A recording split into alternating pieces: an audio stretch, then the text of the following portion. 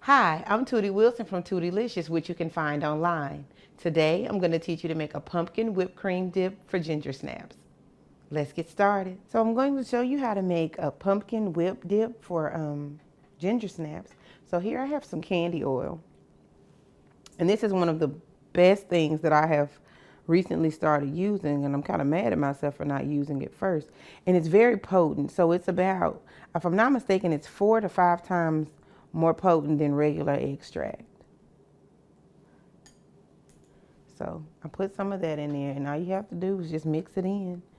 Stir it up real good, and it'll flavor your whipped cream. And this is perfect. So you could actually do use this in like mix it in marshmallow cream if you want to make s'mores or anything like that. And it's very fragrant. It has a really nice aroma.